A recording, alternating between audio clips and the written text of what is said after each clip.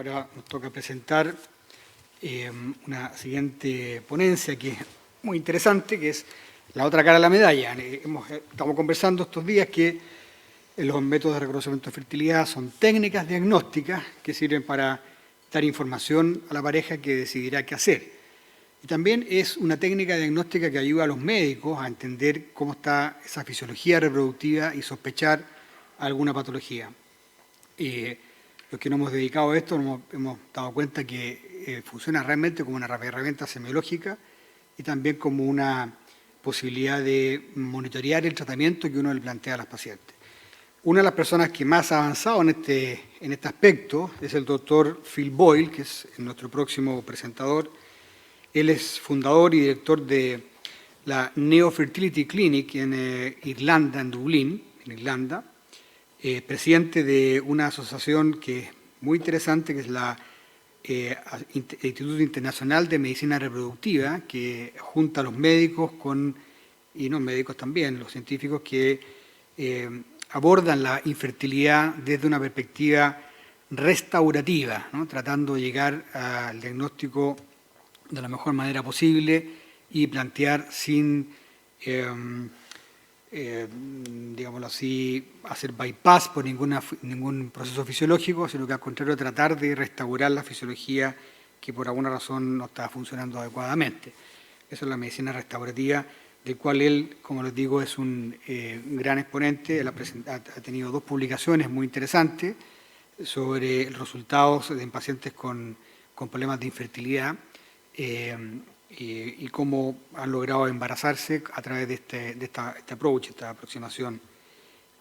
Tiene descrito sobre 4.000 embarazos exitosos. Creo que es un honor tenerlo acá, hay que aprovecharlo, bien su presentación y luego ojalá en los comentarios y las preguntas, porque es muy interesante esa aproximación que él nos plantea. Doctor Phil Boyle, bienvenido cuando quiera.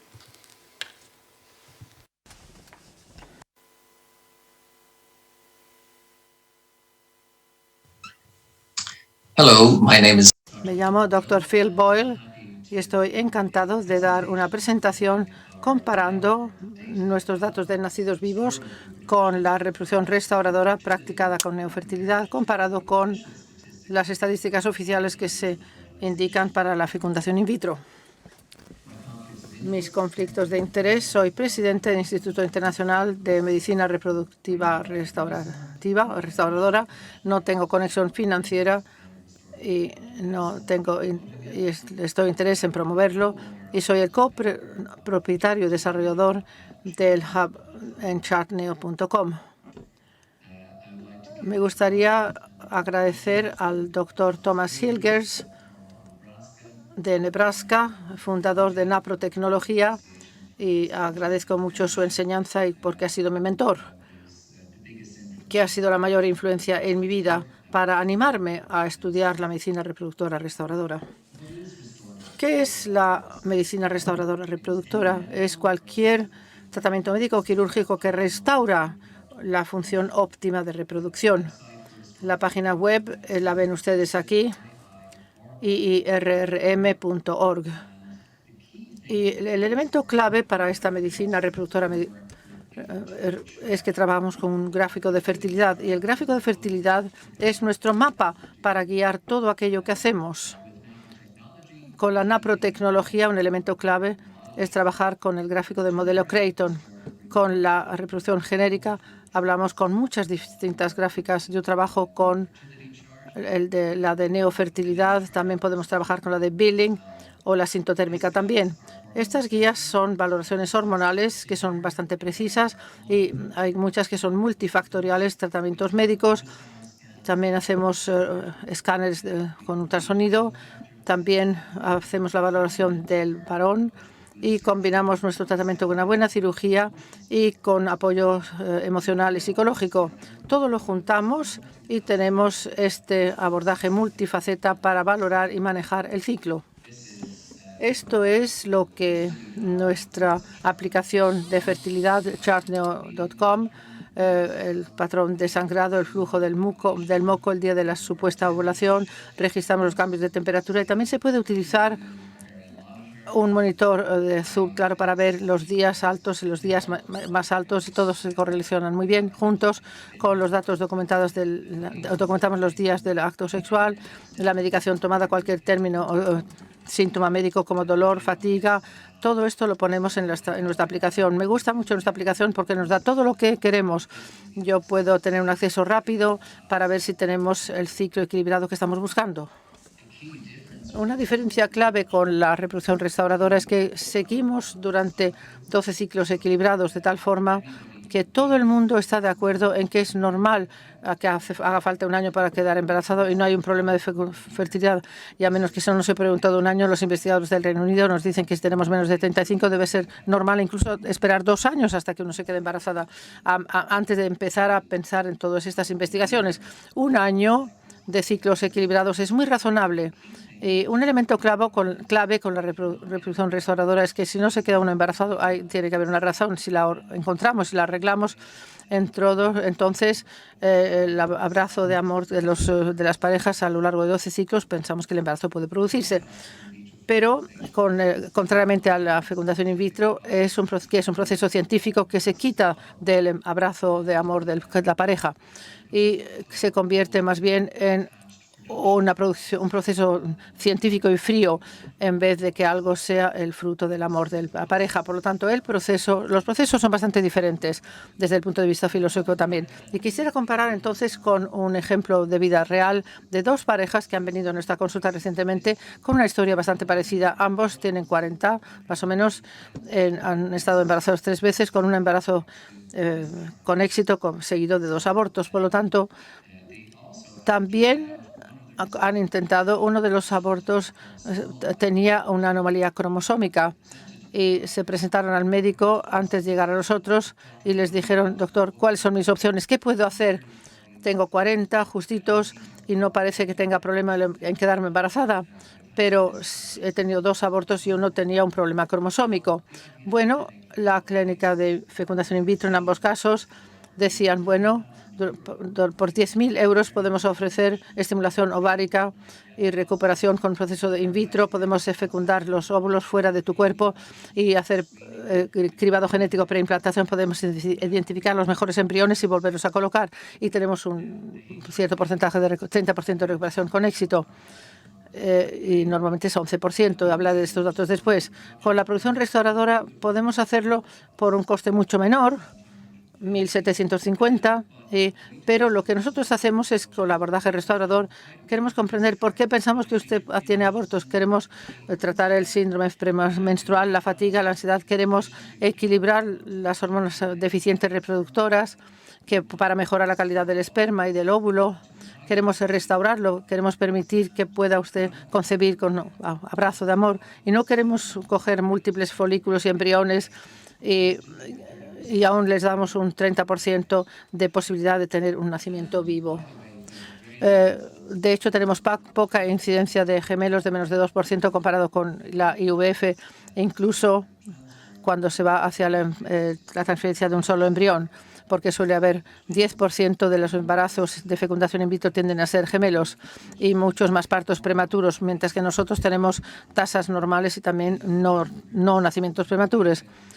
La diferencia es que muchas clínicas de fecundación in vitro no registran todos estos elementos y ni siquiera registran los nacimientos vivos. Tienden a hablar de embarazo clínico, que es algo de lo que hablaré después. La evidencia a favor de la reproducción restauradora, hemos revisado las distintas publicaciones. La primera de nuestra propia práctica, que utiliza la nanotecnología con estos modelos y técnicas restauradoras. Y hemos visto que hay un 52,8% de tasa de nacidos vivos de acuerdo con los análisis de tabla de vida en la población general infértil. Pero esto es una población difícil. La edad de la mujer suele ser de 36. Han estado intentando más de 5 años concebir y un tercio de las parejas ya han intentado y fallado a la fecundación in vitro. Esto no es la población infértil. A pesar de que es una población que presenta un gran desafío, tenemos bastantes buenas tasas de 58,2% de nacimientos vivos. También hemos mostrado para las parejas que están más allá de la fecundación in vitro, que han fallado a 2 ciclos de la misma. Hemos publicado esto en 2018 y hemos mostrado que una pareja de cada 3 va a tener un nacimiento vivo con una edad promedio de 37 y también 5 años intentando concebir y 2 ciclos de fecundación in vitro fallidos. Esto es lo que intentamos mostrar, que incluso en las situaciones más difíciles la reproducción restauradora vale la pena probarla.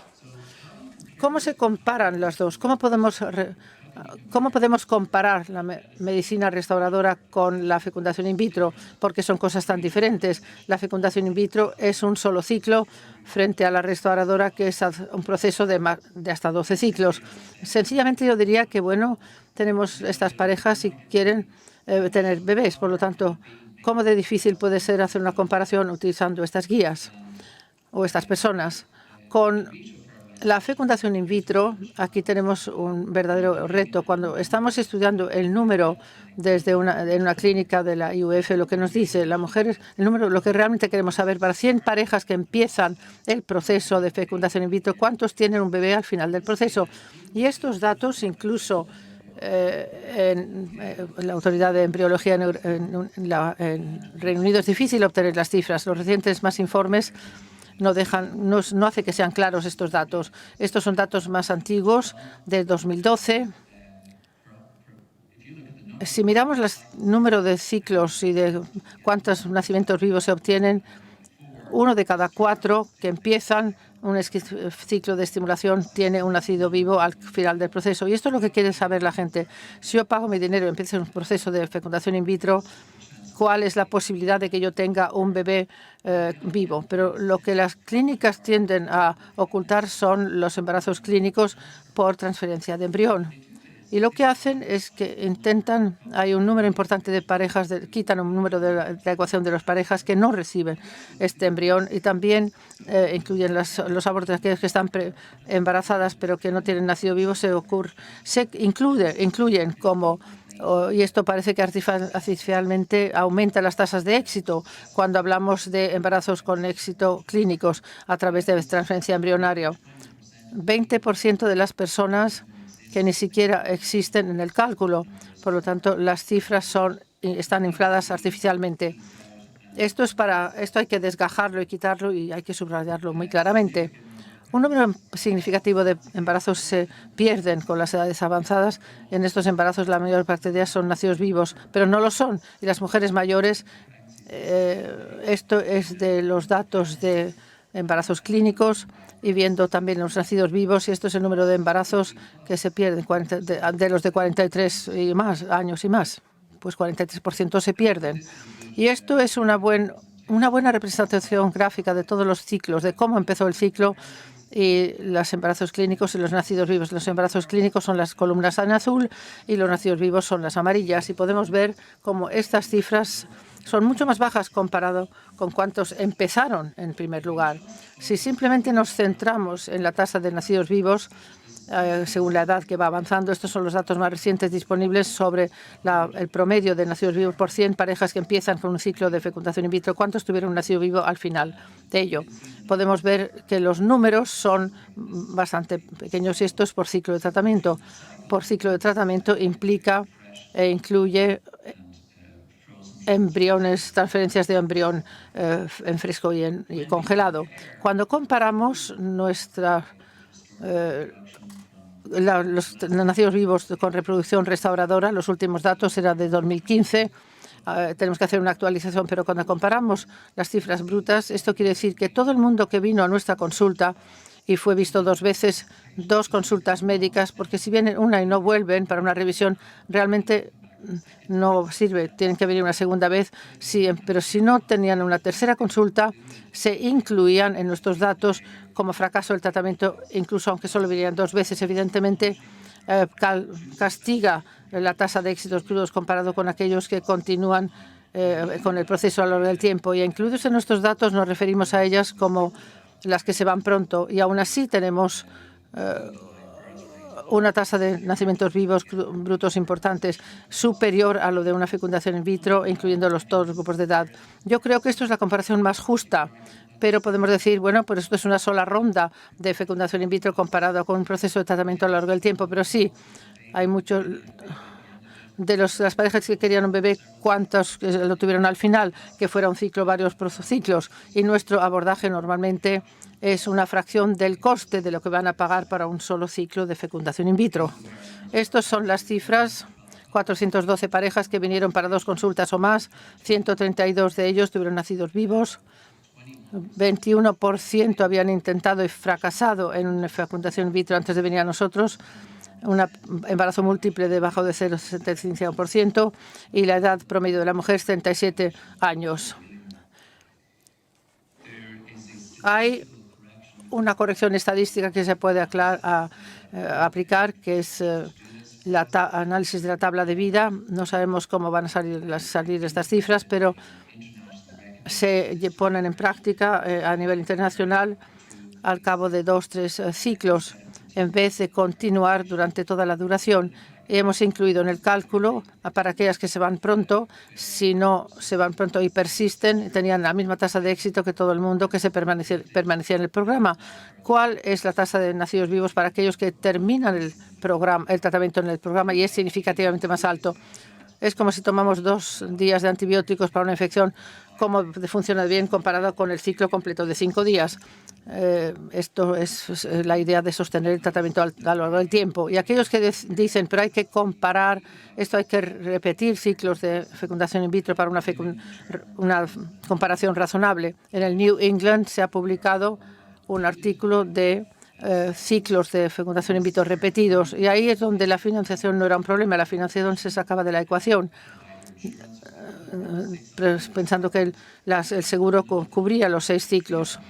Y si había 3 ciclos de fecundación in vitro, incluso aunque estuviera la financiación, la mayor parte de la gente no podía seguir haciéndolo. Y una de las cosas más optimistas, de las interpretaciones más optimistas, si seguía haciéndolo, utilizando la misma análisis de tabla de análisis de vida, para 3 ciclos de fecundación in vitro, el coste mínimo de 15.000 y en Irlanda y probablemente es el doble en los Estados Unidos. Para aquellos que hicieron 3 rondas de fecundación in vitro comparando los datos de New England con nuestros datos, se compara bastante favorablemente y podemos decir que nuestro proceso de tratamiento a lo largo del tiempo es comparable con el hecho de hacer 3 rondas de fecundación in vitro.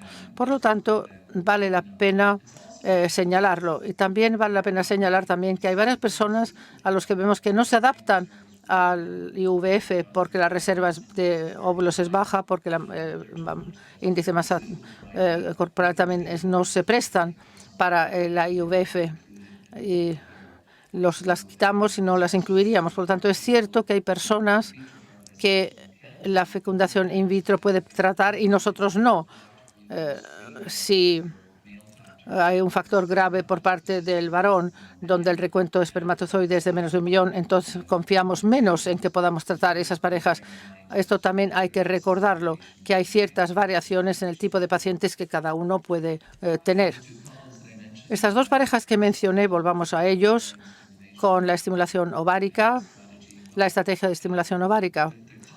La pareja que se metió en la fecundación in vitro y cribado genético preimplantación, de hecho, llegaron al punto de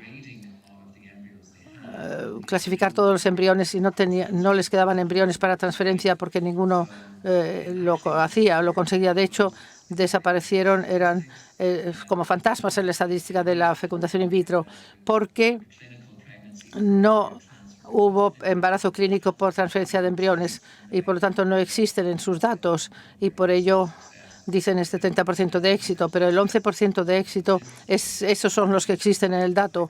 Empezaron el ciclo de estimulación y no hubo bebé al final del proceso, pero aquellos que pasaron al tratamiento, la segunda pareja que de hecho vino al tratamiento con nosotros, con síntomas de premenstruales, etcétera, hemos hecho el equilibrado de hormonas, mejoramos la calidad de espermatozoides, la pareja me dijo que la relación era más fuerte.